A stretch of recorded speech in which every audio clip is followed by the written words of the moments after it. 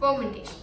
Fermentation is a process that has been used for centuries to preserve and enhance the flavor, texture and nutritional value of food. But did you know that there are different types of food fermentation? The first type is lactic acid fermentation. It is a metabolic process that occurs in a certain microorganisms including yeast and bacteria. It is also found in muscle cells during intense exercise when oxygen is limited. This is found in foods like kimchi.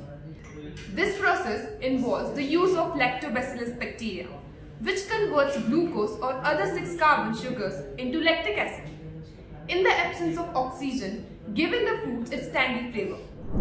The second type is acetic acid fermentation, which is used to make vinegar and kombucha.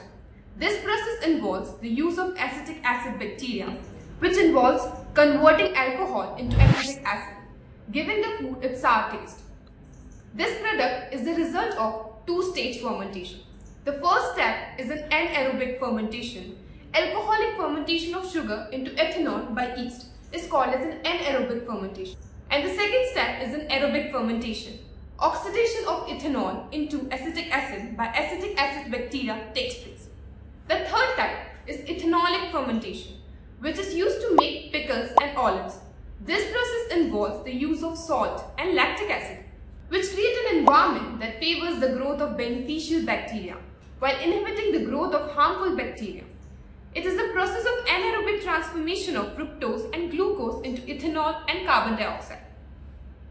Based on the number of products formed, they can also be classified as homofermentation and heterofermentation. Homo is the one in which one product is formed, while hetero, more than one product are formed. So whether you are a fan of kombucha, cheese or pickles, the type of fermentation that occurs and perfect for your taste buds, give it a try. Discover the delicious world of fermented foods.